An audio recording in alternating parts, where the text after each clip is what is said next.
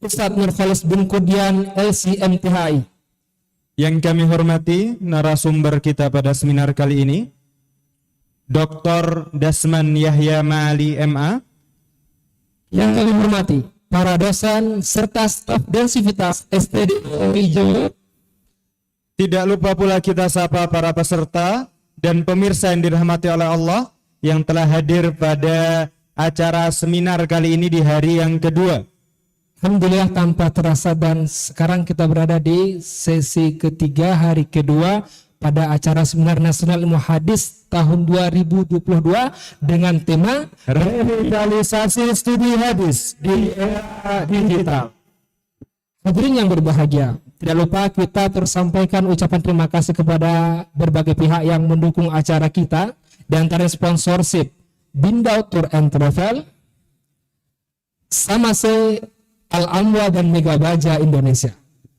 Kami informasikan pula bahwasannya seminar kali ini disiarkan di beberapa media partner kami, di antaranya Stidis YouTube channel, Lorong Faradisa YouTube channel, Konsultasi Islam YouTube channel, dan Al-Iman TV. Kami ucapkan terima kasih. Jazakumullah khairan. Baik, kita langsung mulai. Itu bagaimana nih Mas Aiman? Kita sapa dulu mungkin para peserta, insya Allah dengan semangat yang baru ini. Baik, gimana kabar para peserta? Semuanya baik? Sudah selamat semua? Sudah, insya Allah siap untuk mendengarkan apa? Sesi ketiga yang akan disampaikan oleh Ustaz kita Dr. Dasman Yahya Ma'a yang jauh-jauh datang dari Kepri, Ustaz ya? Dari Riau atau Kepri, Ustaz? Dari Riau. Dari Riau, Masya Allah. Alhamdulillah, jazakumullah khairan sahabatana. Baik, langsung saja. Insya Allah nanti sesi ketiga ini akan dipandu oleh saudara kita, rekan kita, Mas Yusnizar Sufi Ramadan SSI. Disilahkan.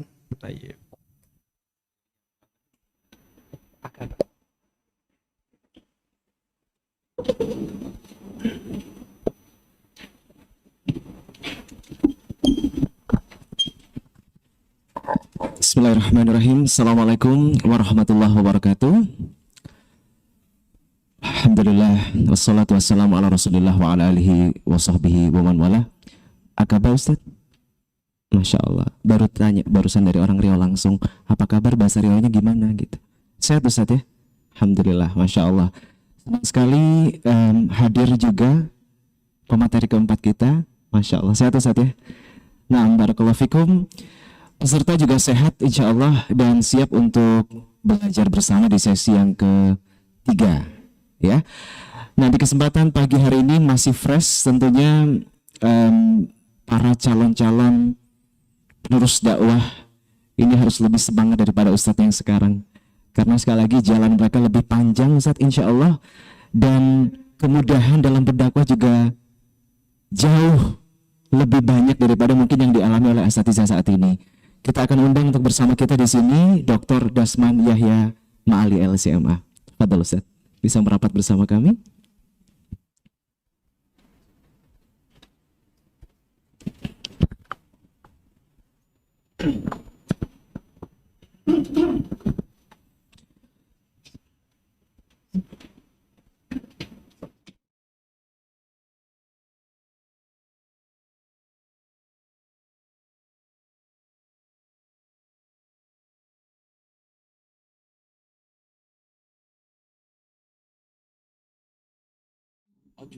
Oju Dasman.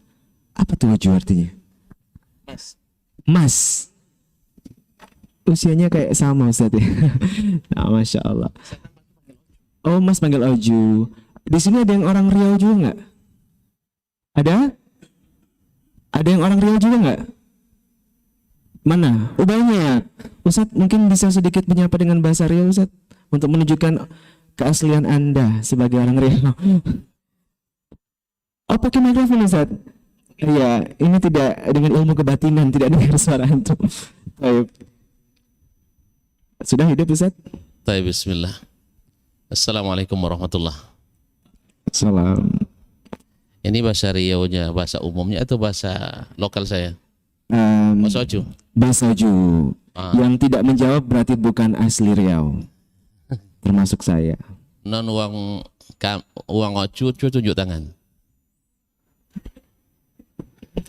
Tuh ada tuh. Dua. 1 2. Mikrofon Ada tolong. 3. Mikrofon. Masya Allah, Masya Allah. Coba Ustadz dites Ustadz. Kalau tidak mampu menjawab kembalikan ke Ria Ustadz. Silakan, mana tuh yang asli Oju? Coba berbincang dengan Ustadz. Silakan Ustadz. Assalamualaikum. Siapa nama? Waalaikumsalam. Muhammad Farhan Zat. Muhammad Farhan. Uang Malaysia yang. Iya Zat. Iya. Hah? Cucu Pak Kazawet kan? Iya. Siapa yang so? Masril. Sabit nama ya apa? Ya, mohon maaf. Tanya. Ya, naskah ada di bawah. Silakan. Ustadz tidak paham naskah di bawah. Ada apanya renteknya?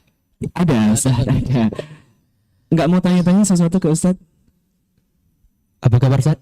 Oh, yang bahasa lain. Apa kabar udah paham semua? Apa cito ya? Baik, berarti asli Ustadz ya? Tidak ada berubah Pak saya sampai di sini. Masya Allah. Harusnya apa kabar apa cito? Aha. Itu bahasanya. Oh, seperti itu. Naam ya. Baik. Tapi sebenarnya ini bukan mewakili Rio semuanya. Ini hanya Rio bagian kamparnya. Nah, saya tanya dulu. Kenapa Ustaz? Maka saya tanya dulu moderatornya bahasa lokal saya atau bahasa umumnya Rio? Bahasa lokal tadi. Tadi itu bahasa lokal Ustaz ya? Iya. Baik, barakallahu fikum.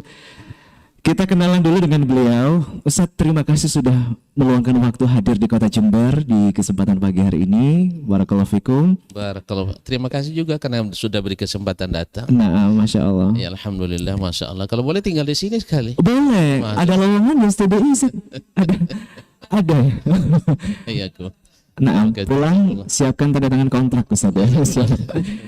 Baik ya, beliau di Indonesia ini adalah beliau merupakan Masya Allah doktor pertama yang tamat di Timur Tengah sejak S1 dari jurusan hadis.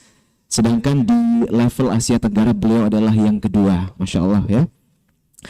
Kegiatan beliau saat ini selain sebagai seorang dai, beliau juga salah satu guru besar di Ma'had Al-Jami'ah dan dosen di Fakultas Usuluddin UIN Suska serta ketua atau direktur di Markas Islamic Center Kampar. Kampar ini nama daerah Ustaz ya? Oh, nama kabupaten ya. Setara dengan Jember ya. Beliau lahir di Desa Muara Jalai, Kampar, Provinsi Riau. Tahunnya boleh disebutkan Ustaz? Tahunnya boleh disebutkan? Karena tadi kan manggilnya Mas gitu loh, takut ketahuan nggak jadi panggil Mas tadi. Riwayatnya keluar ya, beliau lahir di tahun 1971. Ada yang sudah lahir selain Ustadz di depan? Belum ya. Ya, beliau menamatkan pendidikan sekolah dasar di Muara Jalai Kampar tahun 84 dan kemudian beliau melanjutkan pendidikan di Ponpes Darum Nahdah Bangkinang Kampar selama 7 tahun ya. Kemudian beliau juga melanjutkan ke Lipia Jakarta selama 2 tahun. Ada yang satu angkatan dengan beliau? Nggak ada Ustadz ya. Memang lebih senior Ustadz usianya ya. Baik. Kemudian beliau melanjutkan ke Lipia Jakarta. Setelah dari itu beliau lanjut S1 sampai dengan S3 jurusan hadis dan lulus S3 di tahun 2008. Dan selama di Madinah juga beliau selain belajar di bangku perkuliahan juga belajar banyak dengan para masyaikh. Beliau juga aktif bermulazamah di majelis para masyaikh, di antaranya adalah Syekh Abdul Muhsin, ada juga Sunan An-Nasai sejak pertengahan juz pertama sampai dengan tamat. Kemudian juga pernah dengan Syekh Atiyah Salim rahimahullah. Ini merupakan ahli hadis Madinah dan juga guru-guru besar dari Universitas Islam Madinah sekarang. Juga pernah dengan Syekh Muhammad bin Mukhtar yang merupakan pakar fikih di Madinah dan juga anggota Hayah Kibaril Ulama ya. Dan juga masih banyak syekh-syekh lainnya yang memang beliau pernah belajar. Dan sampai sekarang beliau ini masih aktif dan tegar untuk menegakkan dakwah tauhid dan sunnah di berbagai daerah, khususnya di Provinsi Riau. Alhamdulillah juga beliau juga memiliki rekaman kajian yang sangat banyak, diantaranya rekaman kajian Sahih Bukhari, Sahih Muslim, dan juga Al-Muwatta, bahkan Arisalah Islam Asy-Syafi'i, dan rekaman-rekaman kajian kitab lainnya yang sangat banyak. Barakallahu fikum Ustaz. Tema yang akan beliau bawakan di kesempatan pagi hari ini berkaitan dengan urgensitas mengajarkan dan memasyarakatkan hadis Nabi. Fadal Ustaz. Barakallahu fikum. Gimana Ustaz? 25 menit ya. Tapi ada injury time-nya sedikit kan? Ada Ustaz ya. Baik. Terima kasih. Bismillah wassalatu wassalamu ala rasulillah wa ala alihi wa sahbihi wa wala. Assalamualaikum warahmatullahi wabarakatuh. Alhamdulillahi zil jalali wal ikram, sahibit tawli wal in'am. Ahmaduhu subhanahu wa ta'ala ala ni'amil idham, kama ashkuruhu ala ala'ihil jisam. Ashhadu an la ilaha illallah wahdahu la syarika lah, al-malikul alam, wa ashhadu anna Muhammadan abduhu wa rasuluhu sayyidul anam, alaihi afdhalus salati wa atammus salam, wa ala alihi wa ashabihi al-bararatil kiram wat tabi'ina lahum bi ihsan ma ta'aqabatil layali wal ayyam. Amma ba'du, fa awla ma yuftatahu bihi al-kalam fi mithli hadzal maqam al-wasiyatu bi Allahil Malikil Alam wa ta'atihi ala dawam, fa inna taqwallahi a'la nasab wa inna ta'atahu aghla muktasab. Inna akramakum indallahi atqakum wa tazawwadu fa inna khairaz zadi taqwa wattaquni ya ulil albab. Fadilat رئيس كلية الإمام الشافعي الأستاذ المحترم فضيلة الدكتور محمد عارف بدري حفظه الله، وأصحاب الفضيلة الوكلاء ورؤساء الأقسام حفظكم الله جميعا، وأخص منهم بذكر فضيلة الرئيس قسم Ulumul Hadis. Pada pagi ini tadi saya berbisik sama beliau pakai bahasa Arab atau bahasa Indonesia. Saya sebenarnya dalam hadis lebih senang bahasa Arab, apalagi istilah-istilah ini dibuat pula dalam bahasa yang bukan asli. Tapi sebelum saya masuk, saya ada beberapa ralat. Pertama, terima kasih kepada saudaraku moderator yang bukan juga penyiar ya. Kata siapa Ustaz? Kata saya. Oh, Tidak benar. Ralat sekarang. Saya juga nggak akan ralat beberapa ucapan Anda. oh gitu. Iya. Saya mau diralat Ustaz. Hah? Ucapan saya diralat tadi. Iya. Ada yang salah? Ada yang salah? Wah, panitia nih Ustaz berarti. Enggak. Anda yang bacakan, panitia tidak bacakan. Oh gitu. Salah dalam membaca. Salah baca, salah informasi juga. Oke, baik. Kita ralat. Saya akan tuntut sekarang. Baik. Aduh, nggak dipakai lagi nanti saya Ustaz. Betul penyiar kan? Nah Ustaz. Iya, kalau saya reporter. Masya Allah. Iya. Jadi nampaknya kita satu profesi. Nah, Tidak percaya saya keluarkan kartu jurnalistik saya. percaya Ustaz. Iya. Percaya. Alhamdulillah. Kami juga pernah bertugas jadi reporter musim haji. Masya Allah. Iya. Kemudian juga dengan Ustadz Syafiq sering sama-sama ke Radio Jeddah dulu. Masya Allah. Ngisi kajian pekanan di siaran seksi bahasa Indonesia. Masya Allah. Ada yang perlu saya ralat lagi tadi itu. Mungkin tidak di-update informasi dan tidak di-upgrade. Pertama, tanggal lahir saya tadi saya bilang ada 2 riwayat. Oh. Di situ nggak ada disebutkan. Iya. Masa Ini- orang lahir tahunnya aja nggak ada tanggalnya. Ini berarti doif Ustaz ya datanya. Nggak, mungkar. Oh, bukan. Oke, baik. dipertanyakan ini berarti ya. Yang masyhur riwayatnya 11 Januari Naam. 1971. Naam. Tapi yang asah, yang lebih sahih 1 November. Oh. Wasababu at-tarjih Mhm. riwayatul ula riwayatul akhil akbar. Ma fi mushkilah, ma fi mushkilah.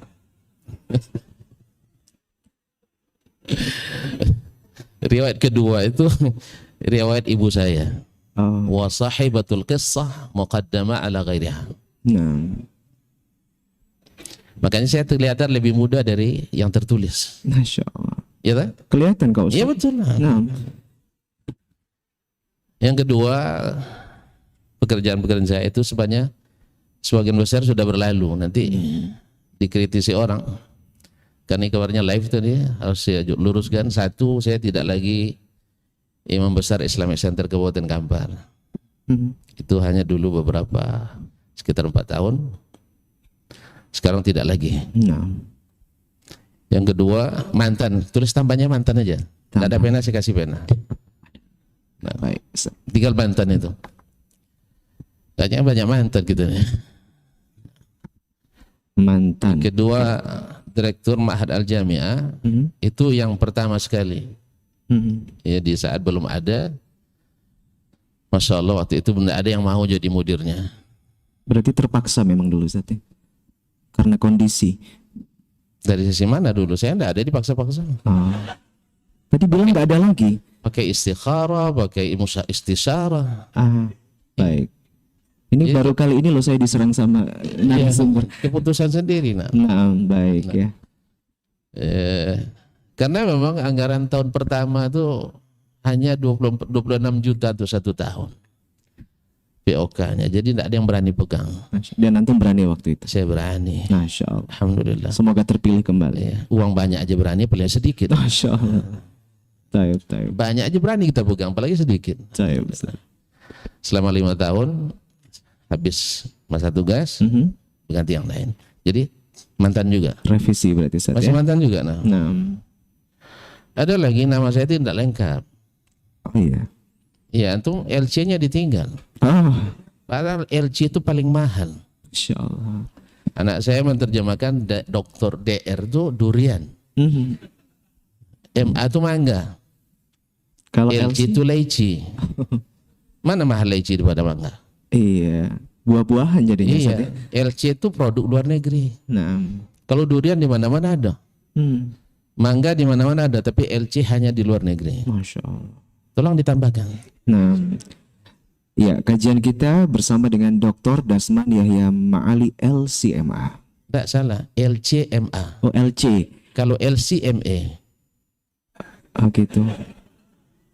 Agak banyak permintaannya ya Bapak ya. antum berhadapan dengan istri, jangan main-main. Masya Allah. Panitia butuh filter mungkin ke depan. Baik kaum muslimin, para pimpinan, para peserta yang saya muliakan, mohon izin. Itu tidak terhitung waktu 25 menit itu. Iya. Nggak tahu panitia. Kepotong 15 menit udah. Nggak, itu masuk injury time. Taib. Baik kaum muslimin, waktu terbatas, tapi saya tidak akan terbatas. Pertama, kenapa judul ini diangkat? Sering saya menghadapi di lapangan, baik di lapangan dakwah maupun di lapangan kuliah. Tapi kuliah tidak di lapangan. Satu hari saya diminta di salah satu masjid di Riau mengisi tentang bahaya hadis palsu. Hampir 2 jam saya menjelaskan mulai dari definisi hadis, definisi sunnah, azhar, kabar dan seterusnya. Yang sekiranya di sini kan tidak perlu diulang lagi nih. Nah, tiba-tiba ada yang bertanya, Ustaz, tidak ada hadis palsu, Ustaz. Kan qala Rasulullah sallallahu alaihi wasallam. Rasulullah sallallahu alaihi wasallam telah bersabda. Masalah, dokter, ahlan wa sahlan. Ma'dziratan. Fadilatul Dr. Nur Ihsan, jazakallahu khair. Asasmuhu uzran. Hayakumullah. Saya terus terang agak terkejut memang. Kalau dia bilang menurut saya, oke lah menurut dia kan. Ini langsung tidak ada hadis palsu. Saya mengira dia orang-orang biasa, orang awam gitu. Lalu saya tanya, Bapak profesinya apa? Saya spesialisasinya apa? Dia tidak mau jawab, tapi yang lain, pengurus yang lain jawab. Dia MPD Ustaz. MPD berarti sudah master pendidikan. Kalau master pendidikan, apalagi tambah I-nya pula, Islam, berarti kuliah di institusi Islam, sekolah tinggi Islam. Dia mengatakan tidak ada hadis palsu. Saya kira main-main, rupanya serius. Tidak ada hadis palsu. Mungkin dia telah baca dulu.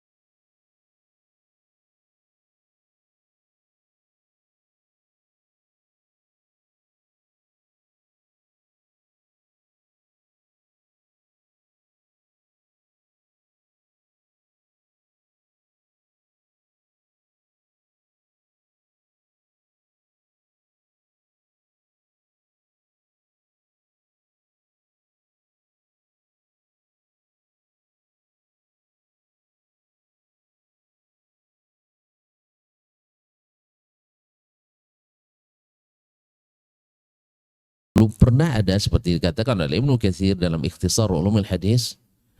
Ada sebagian ahlul kalam, mutakallimin, tapi tak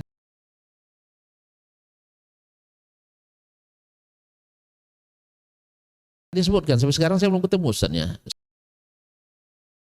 Saya mah ketemu orangnya yang mengatakan tidak ada hadis palsu.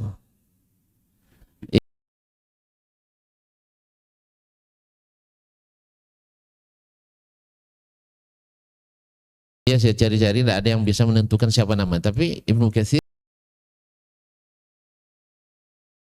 termasuk yang pertama menyebutkan ba'dul mutakallimin nasabu ila ahlil kalam. Tapi dia tidak menyebutkan siapa namanya. Sampai Syekh Ahmad Syakir pun muhakkik Ikhtisar Ulumul Hadis juga tidak menyebutkan siapa orangnya. Saya juga tidak menemukannya. Tapi dia sebut ahlil kalam. Mungkin terbaca oleh dia ini sehingga masuk dalam pikirannya, kan Nabi yang mengatakan qala Rasulullah, masa palsu? Betul juga ya, betul juga. Lalu panjang lebar saya jelaskan, saya katakan tentu karena ini kasus atau ada nama kasus pemalsuan, tentu harus ada para saksi, alat bukti dan barang bukti. Para saksinya tentu para ahlinya. Saya katakan, ulama hadis semuanya sepakat ada hadis palsu. Kemudian barang buktinya ada kitab-kitab kumpulan hadis palsu. Alat buktinya ada para perawi di dalam kutubul jarh wa ta'dil yang tertuduh berdusta. Tentu berdusta dalam hal ini definisi al-kadzdzab inda ahli hadis atau ahli istilah adalah man kadzaba 'ala nabi sallallahu alaihi wasallam walau marrah. Orang yang berdusta atas nama Nabi walaupun hanya satu kali. Rupanya dia tidak terima nampaknya. Bulan depan jadwal saya sudah dianulir. Ternyata ketua RW.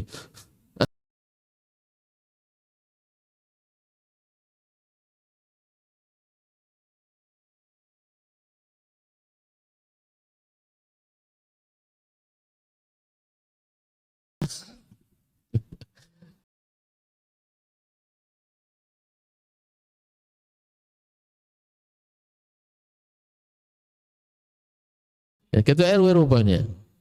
Jadi nampaknya prestasi terbaiknya adalah menghentikan kajian.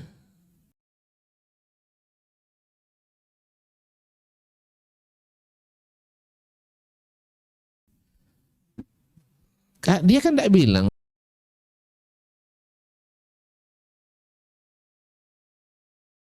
menurut saya, menurut ulama Syiah, tidak. Tapi dia bantah langsung soal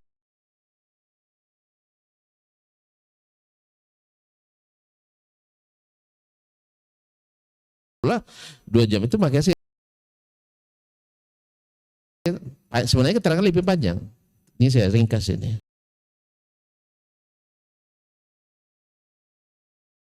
Ini cuplikan saja. Kalau mau lebih jelas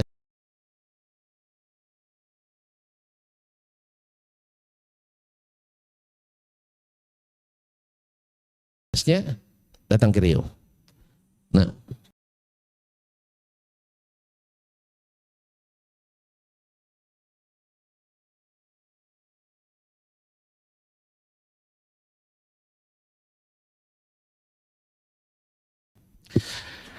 contoh kedua,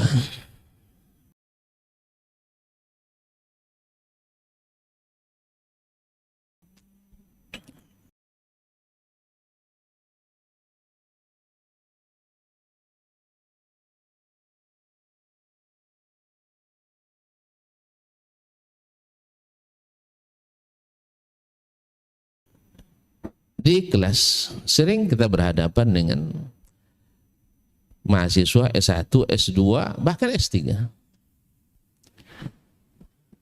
Mereka sepertinya belum memahami bagaimana menta'zim hadis-hadis Nabi alaihissalatu wassalam. Ada suatu masalah, lalu terjadi diskusi. Dia agak panas, saya dingin aja. Sebab saya biasa napas saya agak panjang dikit. Sekarang aja karena ada gemuk jadi agak pendek napasnya. Napas saya kalau diskusi agak panjang sedikit. Dan insya Allah saya ingin selesai di depan bukan main belakang. Macam tadi main belakang kan. Nah, jadi saya terima lalu saya bertanyakan. Intinya jelaskan ini perkataan Nabi, ini perkataan alim. Tapi tetap dia tidak ngah, kata orang. Tetap tidak mau menerima ikut Nabi SAW. Apa sebab? Ini ulama Ustaz, ulama besar. Saya bilang ini lebih besar dari ulama sebenarnya. Ini a'lamul ulama. Lalu jawab lagi, al ulama warathatul anbiya Ustaz katanya. Betul juga, al ulama warathatul anbiya. Baik. Antum tahu yang namanya pewaris tentu ada warisannya. Mana warisan dia? Coba tunjukkan mana warisannya. Kalau tidak ada warisannya berarti dia di sini tidak mewarisi. Terhijab, hijab berhirman sebenarnya. Ya kan tidak ada warisannya. Ini isi balat kan pewaris Nabi. Tentu ada yang diwarisi. Oleh sebab itu, mana warisannya? Saya katakan, tidak Ustaz, kan kita harus ikut ulama juga Ustaz. Lalu saya berdiri, boleh berdiri kan? Saya berdiri begini, ayah siap ikut ulama sebenarnya? Siap katanya. Menurut kamu yang kamu baca, Imam Abu Hanifah dalam masalah ini apa dia bilang? Ternyata tidak seperti yang dia katakan. Sekarang Imam Malik, apa pendapat dalam masalah ini? Ternyata juga berbeda dengan ulama yang dia maksudkan. Imam Asy-Syafi'i seperti apa? Juga berbeda.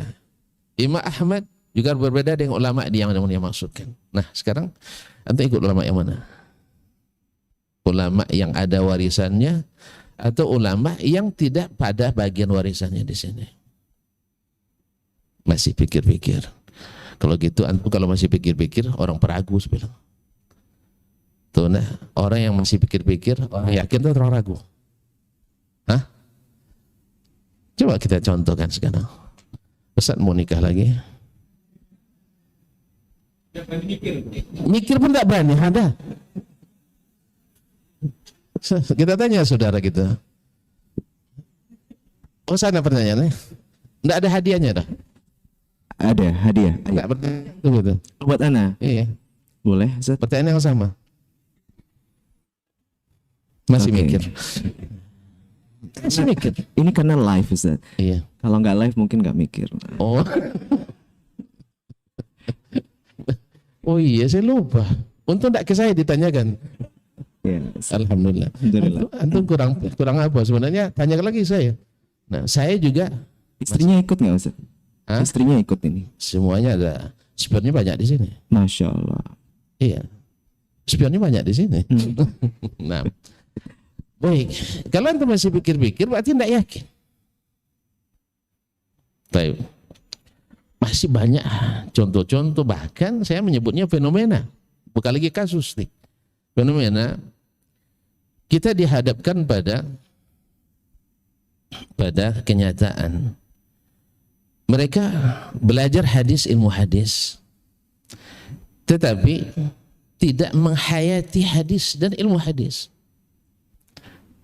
Contoh lain seperti disebutkan oleh guru kita Syekh Profesor Abdul Karim Al-Khudair dan kitabnya Al-Hadithul Dhaif.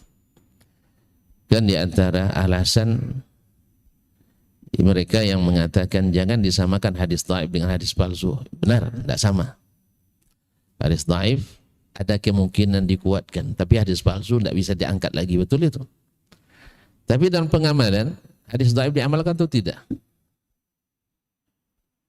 Khilaf di antara ulama dalam bab-bab tertentu, tapi secara asas hukum asalnya hadis dhaif laisa bihujjah. Seperti yang dijelaskan oleh Ustaz Ahmad semalam, di antara asbabut tarjih adalah li dha'fi haditsil khasam atau al-khusum, yaitu lemah hadis yang dipakai oleh pendapat yang berseberangan. Maka alasannya apa? Kalau ada ulama yang memakainya berarti hadis itu sahih. Sehingga lahir lagi istilah seperti yang sering disematkan kepada antum-antum ini. Maksudnya kepada masyayikh kita seperti Syekh Al-Albani rahimahullah. Ada yang mengatakan Albani itu kalau setuju hadis disahihkannya, kalau tak setuju ditaifkannya. Kita tengok hadis-hadis amalia kita ditaifkannya semua. Hadis-hadis yang amalia dia disahihkannya. Jadi sampai sebegitu kaum muslimin dan muslimat dirahmati Allah. Jadi apa sebab? Karena kalau diamalkan berarti hadisnya makbul. Subhanallah. Lalu saya menjawab, baik. Bukankah di antara para ulama ada yang mengamalkan hadis palsu? Kalau hadis dhaif diterima dan diamalkan dengan alasan diamalkan oleh sebagian ulama, maka hadis palsu pun boleh diamalkan karena diamalkan oleh sebagian ulama. Ada hadis palsu yang diamalkan oleh sebagian ulama. Oleh sebab itu maka hujjah bahwa sesungguhnya hadis dhaif boleh diamalkan karena diamalkan oleh sebagian ulama, ini lazimnya lazimul khatir, yaitu berarti hadis palsu juga boleh diamalkan dengan alasan diamalkan oleh sebagian ulama. Baik. Oleh sebab itu ini latar belakang kenapa ini kembali kita revitalisasi bahwa pembelajaran hadis itu harus tetap dikembangkan dan dilanjutkan. Kalau boleh saya bercerita pengalaman saya dulu masuk ke hadis. Sebenarnya baik yang di sana maupun yang di sini melarang saya masuk hadis.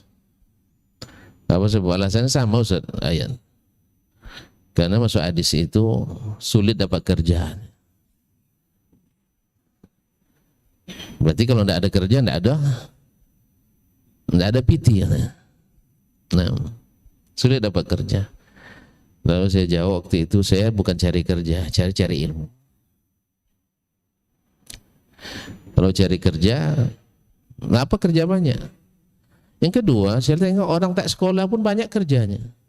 Masa kita yang sekolah tidak ada kerja? Yang kedua, orang hadis itu keras-keras hatinya katanya. Ya Allah ya Rabbi. Saya tidak percaya masa orang hadis hatinya keras. Karena hadis itu dari Nabi SAW.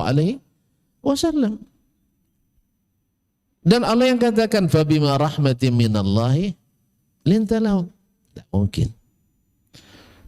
Berarti kalau ada yang keras hatinya tamat hadis, berarti dia masalah. Mungkin jangan-jangan dia mengamalkan, dia ahli hadis tapi metodenya ahli hadas. Ya, seperti kata Ibnu Rajab dalam kitab ini, Fadlul ilmi salaf ala ilmi khalaf, bahwa ada di antara orang, Masya Allah, spesialisasinya di hadis, wa yunsabuna ila ahlil hadis, wa la yasiruna ala manhaji ahlil hadis. La fil faham, wa la fil ta'zim, wa la fi at-tasfiyah. Artinya, tadi sudah jelaskan semalam oleh Ustaz MH bahwa harus satu, pastikan kesahihannya. Kedua, sihhatul istidlal. Di mana kita belajar sihhatul istidlal? Jangan jauh-jauh kepada mereka yang pemahamannya dijamin sahih. Dapat rekomendasi dari sang penerima atau sang penolak suatu amal, Allah Subhanahu wa taala.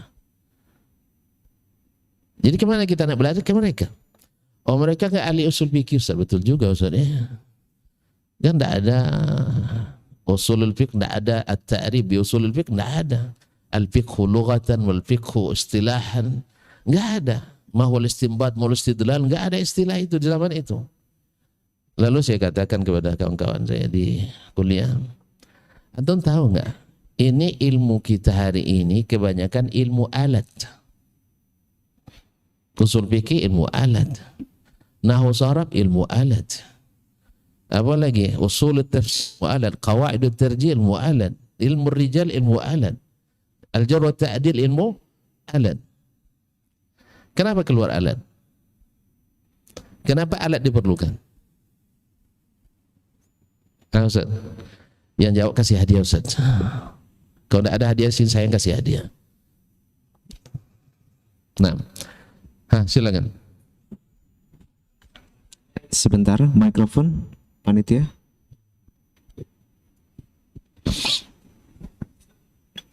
Mahasiswa juga Ustaz.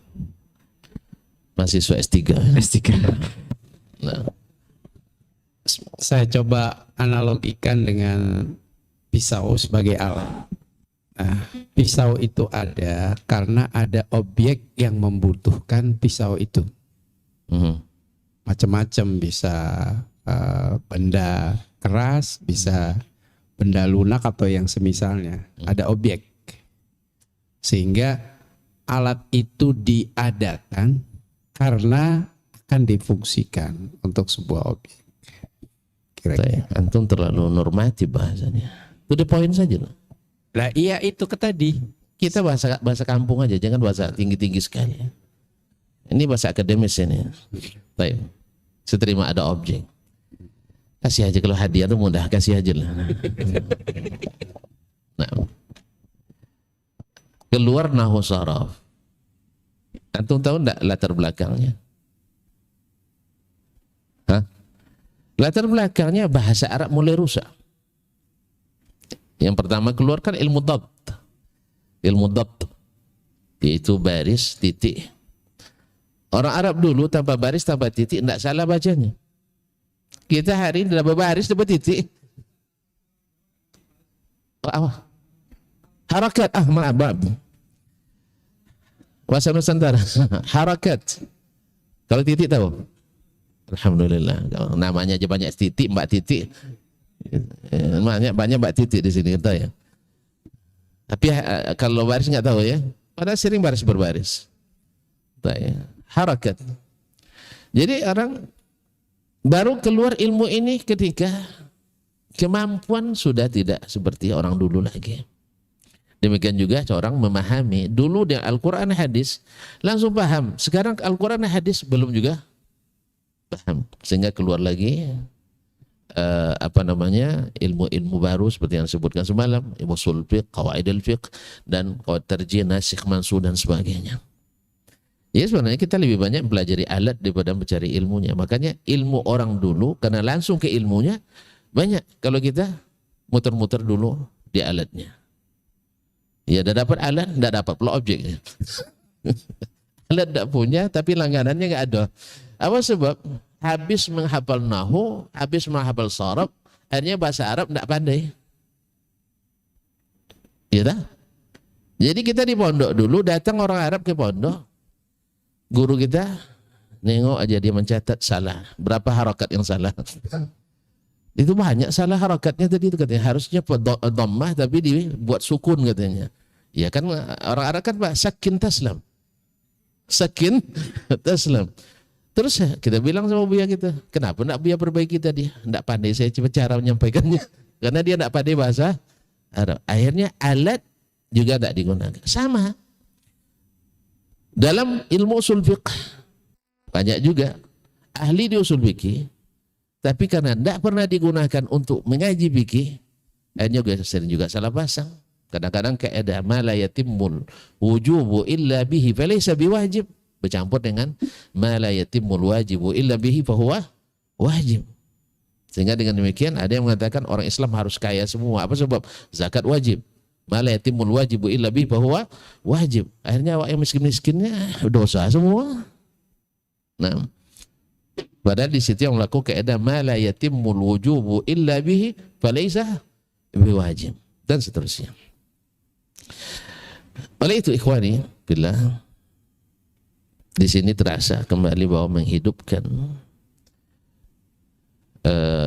hadis, khususnya yang berisi hadis.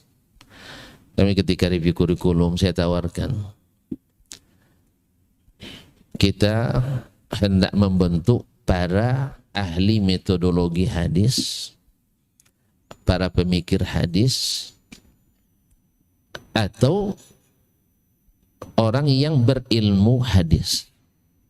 Kita buka jurusan ilmu hadisnya. Kalau nak bentuk yang berilmu hadis, bukan berwawasan hadis, kan beda yang berwawasan dengan yang berilmu. Ini konsepnya. Sederhana sekali. Yaitu materi Al-Quran dan hadis harus paling banyak. Saya tawarkan 8 semester. Karena kita belajar 8 semester. Kalau di sini berapa Ustaz hadis? 8 ya? Berarti sudah mengadopsi kurikulum kita di Madinah. Alhamdulillah, beruntunglah kalian ya, Masya Allah. Kalau di sana masih belum bisa diinikan. Sebab apa? Banyak materi-materi MKDU yang harus diakomodir. Kemudian materi-materi lain yang bersifat ke pemerintahan dan sebagainya. Kemudian belum lagi nomenklatur lainnya yang harus disesuaikan. Ala kulli hal. Tapi kalau kita nak membentuk para pemikir, orang-orang yang berwawasan hadis ini, kalau kita melihat di sini hafalan hadis berapa semester? 150. Masya Allah. Masya Allah. Tamam. Sampai 250. Masya Allah. Semuanya mencapai target. Alhamdulillah. 10%. Subhanallah. Alhamdulillah ala kulli hal. Jadi ya saya coba juga menaikkan dari biasanya angka-angka 15 hadis satu semester. Coba arba'in saja. Dari sekian puluh mahasiswa yang mencapai target 40 itu tidak ada. Tidak ada. Rata-rata di bawah 20 dan tidak jarang di bawah 10. Kalau gitu gimana kita nak menjadi ahli hadis? Habis itu nanti ambil S2, S3 di hadis, yang dicarinya mengkritisi Sahih Bukhari. Iya. Kemudian ada yang bilang ternyata ulama hadis kita belum mensyarah hadis secara komprehensif. Tentu kita tanya, kalau sempat depan Ustaz Defa ditanya, ya kan? Udah tamat Fathul Bari ini kan, gitu kan? Udah tamat Fathul Bari itu belum? Ternyata belum. Tahib, kitab tafsir udah berapa yang tamat? Nggak usah jauh-jauh, tafsir Jalalain saya sudah tahu tuh belum? Ternyata baru tafsir Jalalain yang apa? Jadi walhasil, gimana nak mengatakan dia nak mengkomparasikan, membandingkan ulama, tapi tidak pernah mengetahui ilmunya para ulama itu. Oleh itu sekali lagi ini juga membuktikan bahwa pembelajaran hadis harus tetap dihidupkan, baik secara formal maupun informal. Kadang-kadang yang informal ini lebih berkesan. Ini terus terang pengalaman saya di Madinah. Mungkin pengalaman boleh berbeda. Ya pengalaman mungkin tidak sama. Saya katakan bahwa ilmu hadis yang saya dapatkan duduk di majelis seperti Syekh Abdul Muhsin Al-Abbad tadi, itu lebih banyak teringat sekarang yang melekat daripada yang diambil secara acak tadi. Karena di fakultas dulu memang sistem paket kami di awal-awal ya dokter ya. Tapi setelah itu ada SKS lagi setelah itu. Wa ma adraka ma SKS. Nah, ala kulli hal. Kami beruntung masih sistem paket ya satu dulu. Di paket. Artinya memang walaupun tak, kalau bahasa kampung saya enggak mome. Paham kalian momenya enggak memas. Enggak betul-betul habis semuanya ya. Tapi sebagian besarnya setiap bab itu dilalui. Ya misalnya dalam bab ini sebagian besar hadisnya dibacakan, yang tidak semuanya, tapi ditutupi dengan materi yang lain.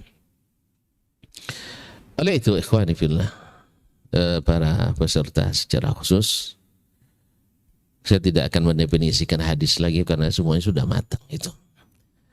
Yang kedua, kalaulah dulu para sahabat Nabi SAW mereka langsung di bawah pendidikan Nabi SAW,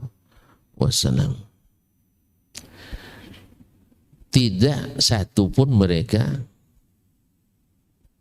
yang menguasai seluruh hadis Nabi SAW. Kalaulah semisal Imam Al-Bukhari, Imam Ahmad, Ishaq bin Rahuyah, Ibnu Abi Syaibah, Muslim, At-Tirmizi, mereka yang menghafal ratusan, bahkan Imam Ahmad menghafal 1000 hadis, 1000 hadis, alf. Nah, dia tidak terlalu tinggi bunyinya. Begitu nasnya kan, kata Ustaz ayat harus kita hormati ta'zimun nusus. Nah, jadi alfi hadis. Berapa 1000 hadis. Imam Syafi'i katakan, la a'lamu ahadan min ahlil ilmi bi sunani Rasulillah sallallahu alaihi wasallam yuhitu bi jami'is sunan. Tidak saya ketahui satu orang pun ulama ahli di sunnah Nabi SAW yang menguasai seluruh sunnah. Menguasai seluruh sunnah. Faminhum man yuhitu bi mu'dhamiha aw sa'iriha wa minhum man yuhitu bi aktsariha wa minhum man yuhitu bi aqalla mimma yuhitu ghairuh fa idza jumi'a ilmu hadha illa ilmi hadha la ta'zubu sunnatun minas sunan. Apabila dikumpulkan ilmu yang ini dengan yang ini digabungkan sehingga tak satu pun sunnah yang hilang dari umat ini. Oleh sebab itu, kalaulah mereka yang begitu menguasai, tidak sempurna 100% kuasa ilmu terhadap sunnah yang dia lakukan, apalagi kita ini. Nah, mereka subhanallah masih tetap mencari hadis Nabi alaihissalatu wassalam, sampai ada yang berjalan seperti kita Uqbah bin Amr al-Ansari yang berjalan ke Syam, atau yang Abu Ayyub yang berjalan sampai ke Mesir, perjalanan 1 bulan menanyakan hadis, 1 hadis, sampai di Mesir dapat hadisnya, balik lagi, nggak istirahat dulu.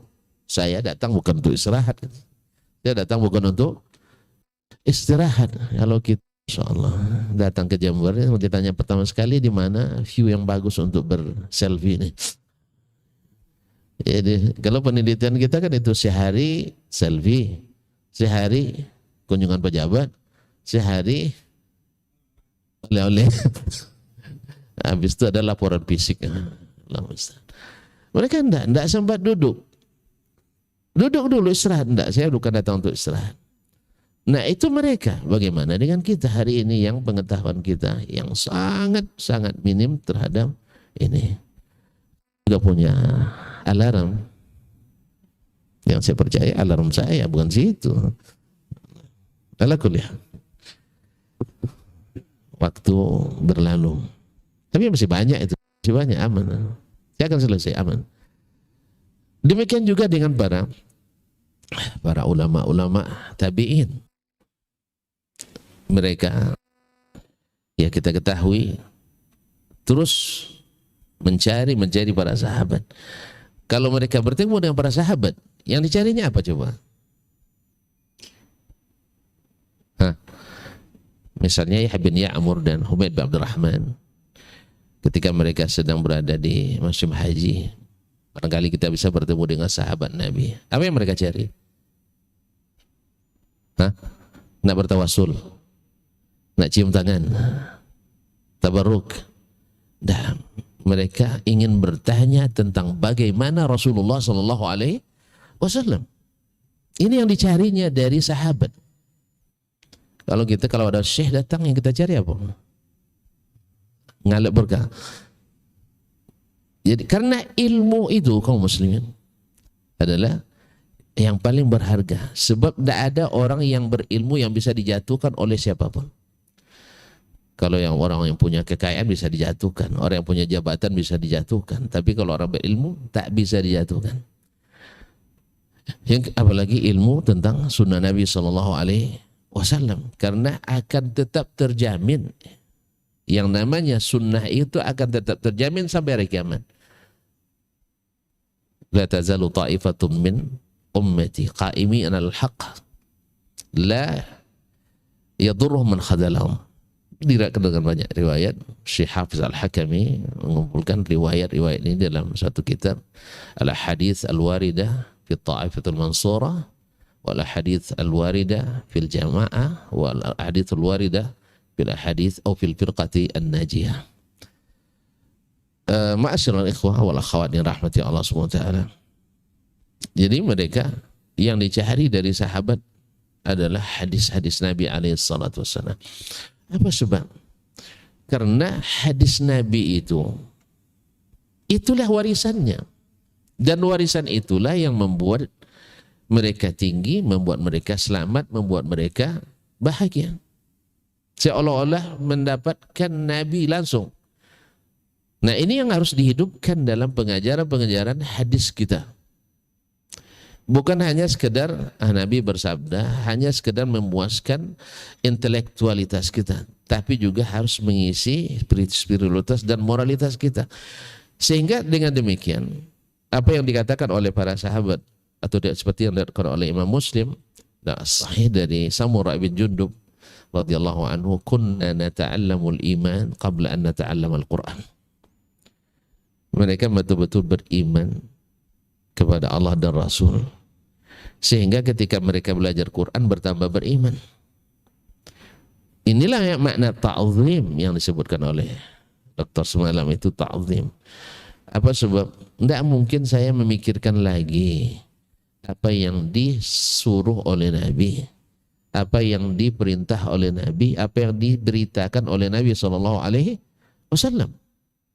Karena Nabi pertama afsahul Arab, paling fasih berbahasa Arab. Kapan dikatakan seseorang itu fasih? Bila dia mampu menjelaskan apa yang diinginkan dan pendengar cepat paham. Kalau ternyata Nabi dah jelaskan tambah tidak jelas, berarti Nabi tidak fasih. Bahkan kata Imam Syafi'i rahimahullah, tidak ada seorang pun yang menguasai seluruh bahasa Arab selain Nabi SAW. Sama sunnah tak ada yang menguasai kecuali Nabi SAW. Hikmahnya apa? Sebab kalau ada ulama yang menguasai seluruh sunnah, berarti dia Nabi. Maksum dia, tak ada salah. Makanya Allah jadikan ini tidak dikuasai oleh siapapun kecuali Nabi SAW. Demikian juga bahasa Arab. Tak ada yang menguasai bahasa Arab semuanya kecuali Nabi SAW. Ini disebutkan oleh Imam Syafi'i dalam Ar-Risalah. Taib.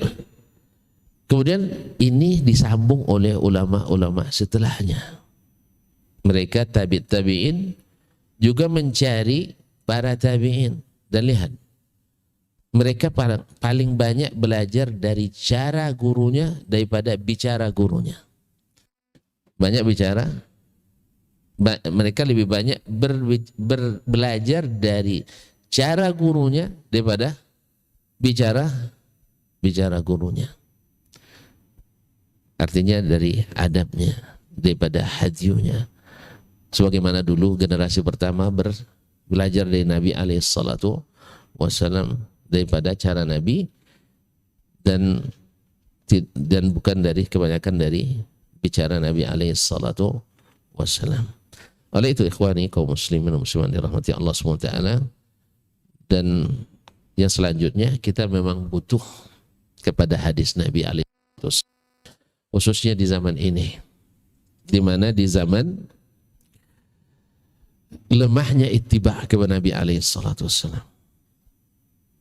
lemahnya ittiba Nabi SAW, seperti yang saya sebutkan di mukaddimah tadi. Ya, sekarang antum nak ikut ulama atau ikut Nabi? Ya ikut ulama lah Ustaz. Subhanallah, ikut ulama. Kan ulama ini kan juga pewaris Nabi. Oke, baru saya tunjukkan ulama mana yang akan ikuti, Syafi'i, Malik, Ahmad dan seterusnya, atau ikut ustadz yang antum katakan. Dia tidak sebutkan. Kadang-kadang yang dimaksud ulama itu ulama jenis tertentu, kadang ulama jenis tertentu yang tidak menghidupkan sunnah Nabi dalam kehidupannya. Nah, yang ini yang harus juga sampai, yang harus diterapi oleh kita, khususnya para mutakhassisin bil hadis, dan tentu saja memerlukan kesabaran. Tadi saya katakan, jangan kalau berdebat jangan terlalu nampak urat leher kita timbul. Kadang-kadang bersitegang itu cepat putusnya. Ya, diperlukan kesabaran tadi, napas yang panjang.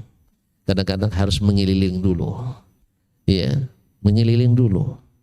Karena mendaki jalannya, kalau jalan mendaki begini, kehabisan tenaga kita. Jadi kalau lagi harus berkeliling. Ustaz ya, agak pandai-pandai sedikit. Jadi jangan misalnya masuk ke suatu tempat, awalnya ada kajian lalu dilarang. Tapi yang baiknya masuk ke suatu tempat, awalnya dilarang, setelah itu dibuka pengajian. Itu yang paling harus kita ketahui. Sebab ma'asyiral ikhwan yang dirahmati Allah SWT, sebagian seperti kata Syekh bin Baz rahimahullah, hadaz zaman zamanur rifq. Zaman ini zaman ar-rifq. Apa sebab? Lianna aktsara al-muslimin fi jahlin an dinih. Sebagian besar umat Islam hari ini jahil terhadap agamanya. Ya kalau antum orang jahil, antum jahili, dia lebih jahil lagi. Makanya kita yang berilmu, khususnya tentang sunnah Nabi SAW, jangan sampai berlaku seperti orang yang tidak berilmu tentang sunnah Nabi SAW. Nah, dari sekecil-kecil amalia kita. Kadang-kadang amalan yang kecil, tapi bagi mereka sungguh berharga dan menjadi daya tarik tertentu. Ada yang hanya melihat dari sisi siapa ya? Sisi apa namanya? Ketika makan kita, lalu kita bersihkan tangan misalnya dengan dijilat. Kemudian setelah itu tempat kita makan itu dibersihkan. Subhanallah. Bagi orang, sebagian kita makan kita, meja makan ada yang bersihkan nanti, sah petugas. Tapi enggak. Alangkah baiknya kita juga membersihkan tempat kita. Supaya apa? Satu contoh baik bagi yang lain. Dari situ dia tertarik, akhirnya mulai mengikuti kita. Nah kalau sudah begitu, dapat tuh seperti itu, yakin dia ternyata belajar hadis itu menghasilkan sentuhan-sentuhan yang menarik. Akhirnya hal-hal besar pun insya Allah akan mudah diterima. Baik, barangkali ini yang dapat saya sampaikan secara ringkas, mungkin dikembangkan dalam sesi selanjutnya atau oleh Ustaz Haikal nanti setelah ini. Terima kasih. Wassalamualaikum warahmatullahi wabarakatuh. Waalaikumsalam warahmatullahi wabarakatuh. Kami sampaikan terima kasih jazakallah khair Ustaz Dr. Desmond Yahya Ma'ali LCMA. Dan ini adalah sesi tanya jawab. Kita akan berikan kesempatan bagi jamaah sekalian atau peserta seminar untuk bisa bertanya kepada Ustadz. Silakan. 1, 2, 3. Type ya. Akhwat 1 dan ikhwan 2. Sebutkan nama, asal dan jurusan boleh ya. Type. Ya, silakan berdiri.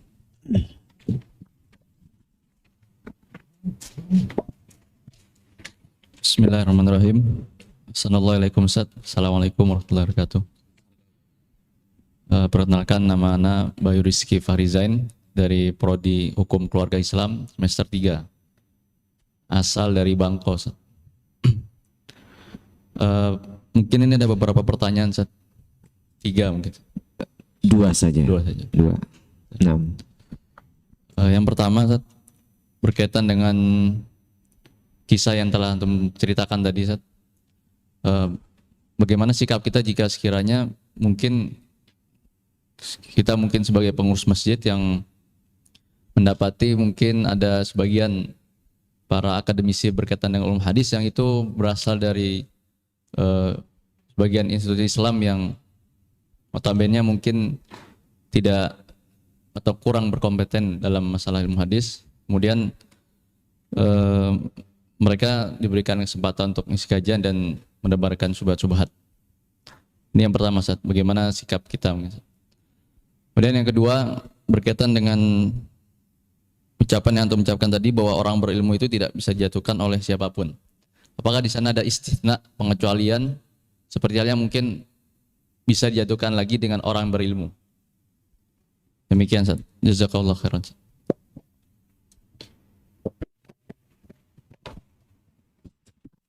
Kita tampung dulu Ustaz pertanyaannya. Type ya. Yang kedua silakan tadi. Naam, antum dari pojok tuh.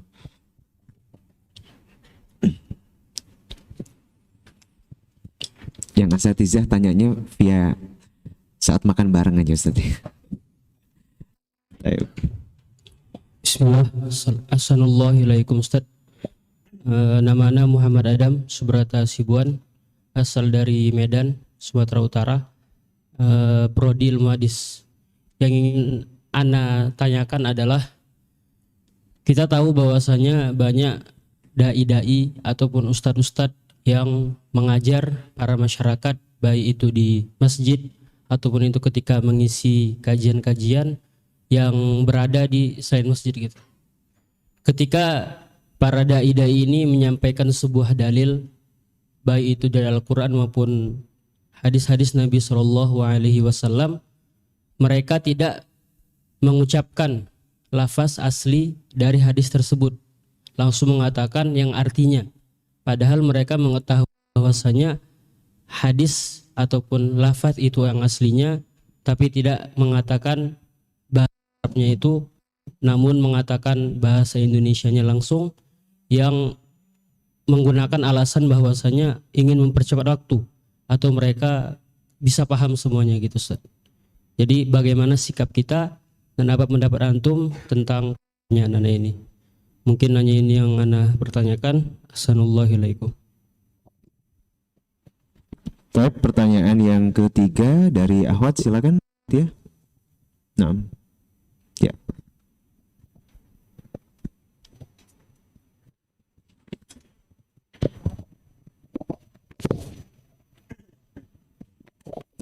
Assalamualaikum, jazakumullah khairan sebelumnya atas kesempatan yang telah diberikan.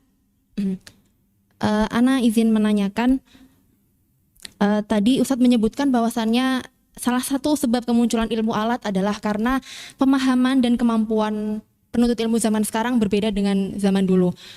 Oleh karena itu, sekarang ini kami perlu banyak mempelajari ilmu alat untuk mencapai ilmunya sendiri, seperti misalkan mustalah hadis untuk hadis. Nah, terkadang semakin mempelajari ilmu alat yang banyak dan mendetail, kadang terasa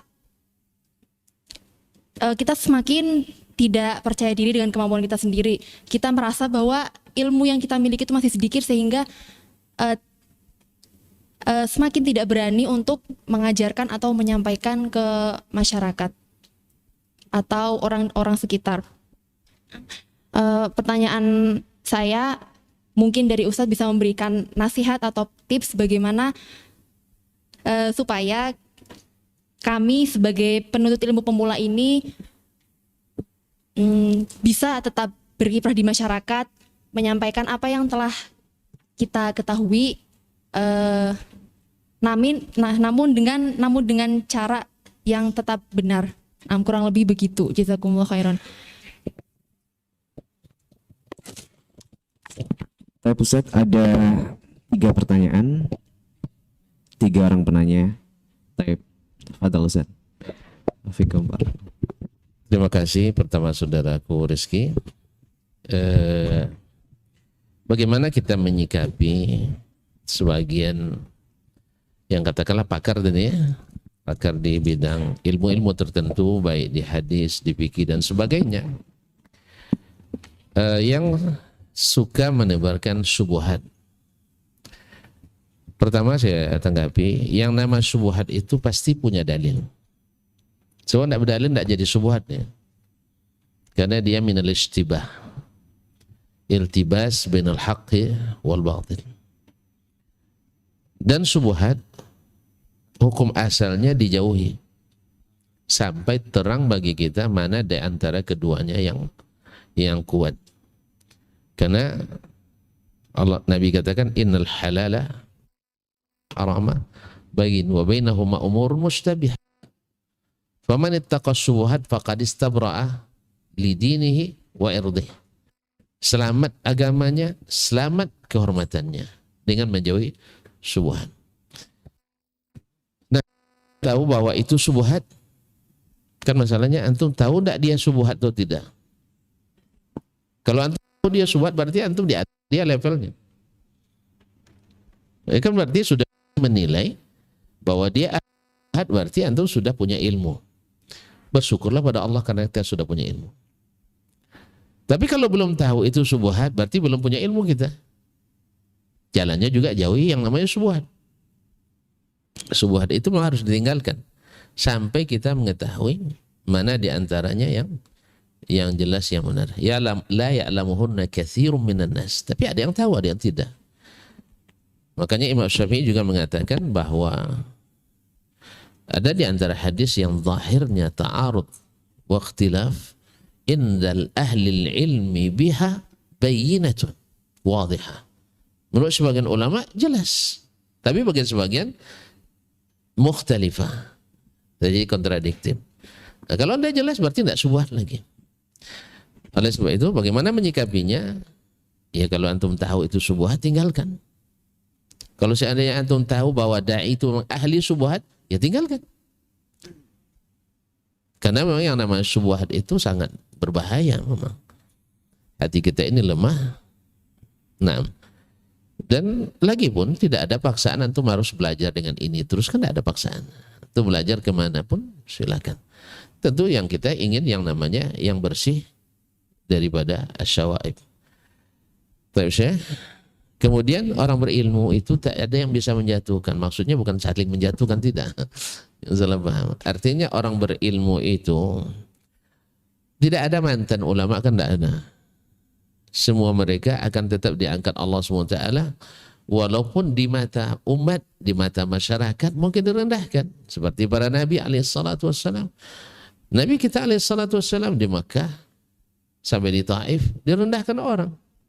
Tapi apakah beliau rendah dengan itu? Ya tidak, ini saya maksudkan. Orang berilmu tak akan pernah rendah. Imam Ahmad sampai disiksa, sampai kencing darah, di penjara, di tahanan rumah, tidak boleh berinteraksi, tidak boleh ngajar dan sebagainya. Hina, tidak rendah. Itu yang saya maksudkan. Tidak bisa dijatuhkan dengan apapun. Karena apa yang angkatnya Allah Subhanahu Wa Taala. Kalau fisiknya iyalah, tidak apa-apa. Nah. Kemudian menyebutkan hadis dengan terjemah dari saudaraku Muhammad Nasution, tadi Adam Nasution. Hasibuan, halak kita, Masya Allah. Dari mana? Sidempuan Medan, Siantar, Masya Allah. Hah? Ya, halak kita. Oh loh. Baik, hadis dengan terjemah ini mirip dengan hadis riwayat bil makna, ke sana lebih dekatnya. Tidak lafaz, Anda hafal lafaznya, maka diriwayatkan dengan makna. Selama makna itu la yuta'abbadu biha, afwan, lafaz itu la yuta'abbadu bihi, lalu dia menyampaikan dalam konteks saya menyampaikan pelajaran yang terkandung dalamnya, wallahu a'lam, tidak ada masalah yang saya ketahui. Sebagaimana riwayat hadis bil makna itu dibolehkan selama tidak merubah maksud yang diinginkan. Masya Allah, dalam masalah ini memang ikhtilaf dan riwayat hadis bil makna banyak ikhtilafnya. Sampai kalau saya salah ingat 18 pendapat dalam masalah ini. Saya menemukan masalah yang paling banyak ikhtilafnya kayaknya masalah riwayat hadis bil makna. Baik. Tapi kalau sampai hafal dengan lafaznya mungkin pasti lebih diutamakan karena ini lafaz dari Nabi kita alaihi salatu wassalam. Mereka saking menghormati hadis itu. Kita lihat Imam Malik kalau sedang bersandar dia akan duduk tegak kalau menyampaikan hadis. Biasanya kalau majelis tahdits dia pakai pakaian yang terbaik dan juga berwudu. Walaupun ini tidak wajib memang. Mungkin dia belajar dari Abu Hurairah radhiyallahu anhu ketika dia dulu pernah junub, lalu dia berjalan sama Nabi, teringat waktu itu sedang tidak suci, dia pergi. Tidak ngasih tahu ke Nabi SAW, pergi mandi, setelah itu balik bergabung dengan Nabi. Tanya Nabi SAW, kemana tadi Abu Hurairah? Dia bilang, saya tadi tidak suci ya Rasulullah, jadi tidak, bagi saya kurang srek kalau berjalan bersamamu dalam keadaan tidak suci. Walaupun sebenarnya tidak juga diwajibkan bersuci. Abdurrahman bin Mahdi juga seperti itu. Diriwayatkan juga dari Waqi' bin Jarrah Ar-Ru'asi. Mereka juga menyampaikan hadis dalam keadaan bersuci. Begitu ta'zimnya. Bagaimana dengan menaatinya? Mendengar saja mereka ta'zim, apalagi menjalankan perintah tadi. Rumusnya seperti tadi yang saya katakan secara eksplisit tadi. Kita meyakini kalau sudah dari Allah dan Nabi SAW, jangan pikir-pikir lagi. Nah, pikir-pikir lagi melahirkan keraguan. Karena berita dari Nabi itu pasti benar. Seperti Abu Bakar ketika itu datang berita, tidak coba oleh Abu Jahal membuat Abu Bakar ragu dengan melakukan analisa logika. Tapi Abu Bakar bilang kalau Nabi Muhammad yang bilang pasti benar. Nah, yang ketiga dari saudari kita tak menyebutkan nama tadi ya. Tak perlu tahu namanya kan? Tak perlu, Ustaz.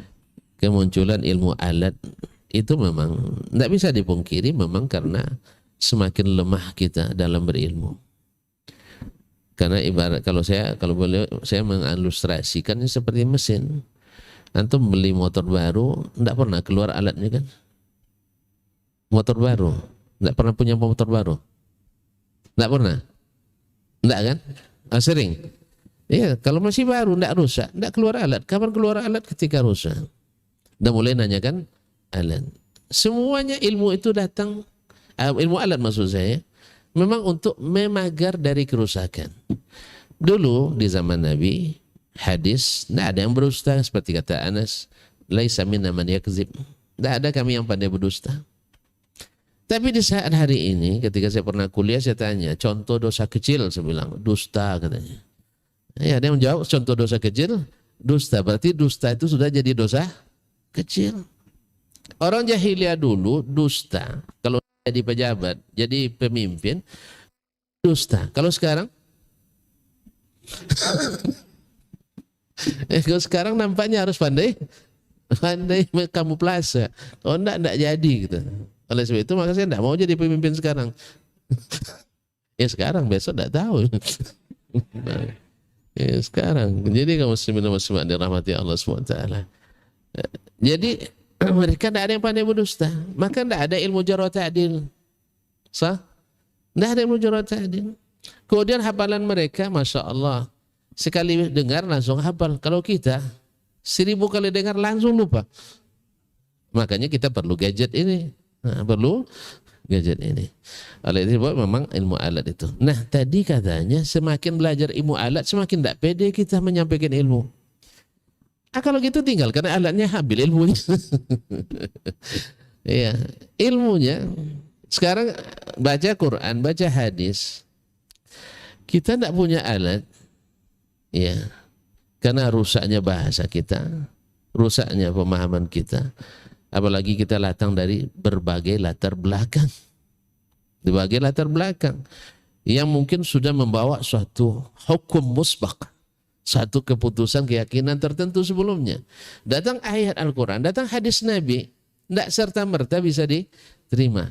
Maka disitulah dikeluarkan alat. Mana alat yang benar, mana alat yang tidak benar. Perlu qawaid, usul, qawaidul fiqh dan sebagainya.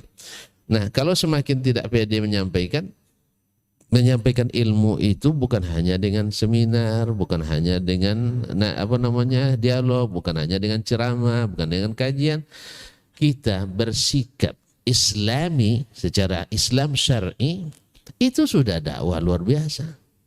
Mampu tidak berubah di tengah gempuran subuhat dan syahwat yang banyak. Kita tetap istiqamah, tegar, itu sudah luar biasa. Walaupun kita tinggal di lingkungan yang rusak. Kayak sekarang di mana kita nak cari lingkungan yang murni tidak rusak, kan bayang. Ya kecuali dalam kampus kita misalnya bisa kita buat Islamic Village misalnya, kampus Islami, Madani misalnya. Tapi di tempat-tempat yang mungkin tidak. Nah, sanggup enggak kita? Ya di tengah gempuran dari kiri dan kanan itu tetap istiqamah, tak berubah. Berarti antum sudah berdakwah. Antum sudah berdakwah. Nah, sehingga seperti kata semalam lagi kan, bahwasanya kalau kita dikritik orang, berarti kita pantas untuk diperhatikan. Jadi kalau sering kita dikritik orang, berarti pantas untuk diperhatikan. Ada yang bilang, yang mengkritik saya di medsos, katanya omong kosong Dr. Dasman. Kalau saya bilang kalau omong kosong kenapa ditanggapi? Berarti omongannya berisi. Maka saya tidak tanggapi, dia sendiri sudah ini. Makanya lihat bagaimana Nabi Musa alaihissalam ketika berdialog dengan Fir'aun. Ya, inna rasulakum allazi ursila ilaikum la majnun. Dibilang Nabi Musa gila. Sah? Kemudian disebutkan lagi bagaimana jasanya kepada Nabi Musa alaihissalam. Nabi Musa tidak jawab, oh saya tidak gila dah on, tidak ada dijawab gitu. Sebab Fir'aun sendiri sadar bahwa Nabi Musa tidak gila. Sebab apa? Kalau gila kenapa dia panggil? Paham enggak? Orang gila boleh dikasuskan? Tonton tuh kayak nggak pernah kerjanya. Di sini kan sering terjadi sekarang orang melakukan kesalahan tiba-tiba jadi gila dia. Supaya nggak kena jeratan hukum. Nah sekarang Fir'aun memanggil Musa untuk dihukum atau untuk tidak apa-apa? Untuk dihukum kan? Iya. Makanya Fir'aun sendiri tahu Musa tidak gila, maka Nabi Musa tidak jawab. Apa sebab? Ini tuduhan sudah terjawab sendiri oleh tindakan Fir'aun yang memperkarakannya. Yang memperkarakannya. Orang gila kan mungkin diperkarakan. Nanti kepala hakim dipukulnya nanti. Nah, oleh sebab itu, maka yang seperti ini tidak perlu dijawab. Bilang kosong, nak bilang bodoh, nak bilang dan sebagainya, tidak usah dijawab. Sebab apa? Ini mubazir, tidak perlu ditanggapi. Sebab yang sudah tadi antum sudah bacakan tadi sudah S3, masa bodoh kan tidak mungkin kan? Iya. Cuman salah boleh, orang pintar boleh salah, sesat boleh, orang cerdas boleh tersesat. Kenapa dia tersesat? Tersesat satu karena dia belum tahu. Yang kedua sudah tahu tapi tidak mau tahu. Sah? Kita kesasar di jalan. Dua sebab. Satu karena nggak tahu. Yang kedua karena tahu tapi tidak mau tahu. Orang tak ngasih tahu nih jalan sini macet, ada banjir. Saya tidak mau tahu. Tidak mau tahu. Akhirnya tersesat. Terkurung dia di situ. Jadi ada orang yang sudah tahu, dhalla ala ilm, sesat kan ilmu. Banyak. Banyak orang yang tersesat karena Quran itu ada syahwat, ada syubhat. Jadi saudari bertanya, nanti sudah tampil dengan syar'i, kemudian bersikap semakin belajar di SDI, semakin berbakti pada ayah dan ibu, semakin sering bersedekah, sering macam-macam lah. Ya, tidak lagi melakukan pelanggaran-pelanggaran, semakin tertib, sudah lebih dari dakwah. Tadi saya katakan, membersihkan piring di rumah makan, bukan maksud seluruh piring rumah makan, tidak, saya paham benar.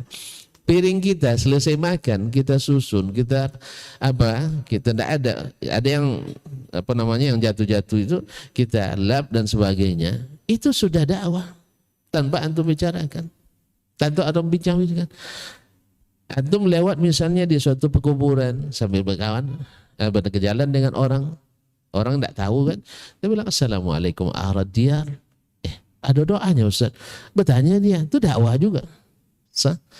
Naam, wallahu taala alam. Wassallallahu ala nabiyina Muhammad wasallam. Nah, barakallahu fikum Ustaz. Masyaallah. Singkat tapi nanti malam insyaallah ngisi lagi Ustaz ya. Nanti malam. Ada tapinya? Tapi bagus, Masya Allah. Barakallahu fikum ya. Takut salah lagi saya ya. Baik ya. Jadi dakwah bukan hanya apa yang disampaikan Ustaz ya, tapi perilaku, adab dan juga apa yang dicontohkan dalam diri itu juga termasuk dakwah Ustaz ya. Barakallahu fikum, dan semoga ini bisa dipraktekkan bersama ya bagi yang hadir di sini insyaallah. Tapi Ustaz, terima kasih sekali lagi, dan Ana minta tadi dua yang bertanya, boleh Ustaz yang memberikan hadiah Ustaz? Iya, hadiahnya ada Ustaz, nggak usah mengeluarkan dari isi tas antum. Nggak usah ya. Taruh lagi dulu. Silakan. Baik, boleh silakan tadi yang dari Medan dan dari Bangka. Oh, Bangko. Beda. Bangko. Oh, tetangga Ustaz. Masya Allah. Fadal silakan. Ini pengurus masjid. Masya Allah. Oh, Masya Allah. Baik. Silakan tadi. Satu lagi. Adam dari Medan, Fadal. Silakan menghadap ke sana. Hadiah.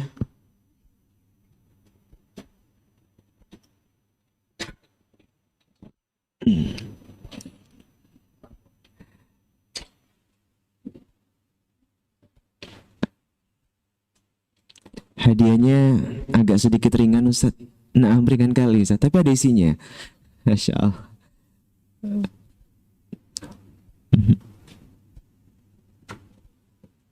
Nah.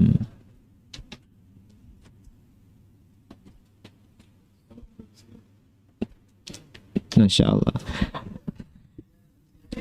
Ya, Ustadz Dasman mohon berkenan tetap di tempat Ustadz. Nah, barakallahu fikum. Belum ya. Kita undang Ustadz Nur Ihsan untuk memberikan piagam penghargaan mewakili kampus STD Imam Syafi'i Jember, penghargaan kepada pemateri kita telah hadir dan juga memberikan materi dalam Seminar Nasional Hadis 2022. Pembantu Ketua 3 Bidang Kemahasiswaan Ustadz Dr. Nur Ihsan.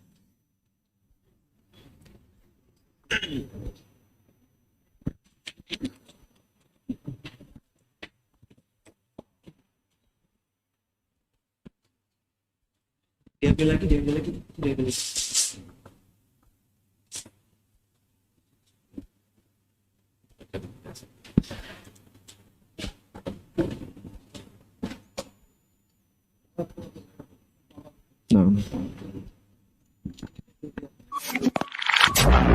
Dauro Ilmiah Islam Jember dan Jakarta. Dr. Dasman Yahya Ma'ali LCMA Hafizahullahu Ta'ala. Alumni S1, S2 dan S3 Ulumul Hadis Universitas Islam Madinah. Dosen UIN Suska Riau. Pembina dan pemateri tetap Radio Robani 91,1 FM Pekanbaru. Sabtu sampai dengan Senin 2 sampai dengan 4 Jumadil Awal 1444 Hijriah atau 26 sampai dengan 28 November 2022. Dan mereka pun dikelilingi oleh para malaikat, karena malaikat suka majelis-majelis zikir dan ilmu. Allah pasti akan mengangkat derajat orang-orang yang beriman dan orang-orang yang diberikan ilmu beberapa derajat tingginya.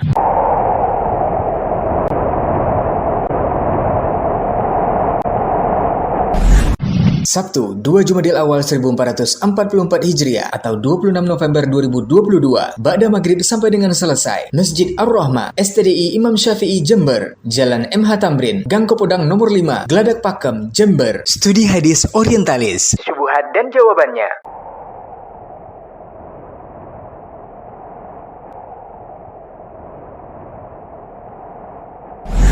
Ahad 3 Jumadil Awal 1444 Hijriah atau 27 November 2022 Ba'da Maghrib sampai dengan selesai. Masjid Al-Mizan, Jalan Gabus 2, Rawamangun. Agar tak seperti mereka, 3 golongan yang pertama masuk neraka.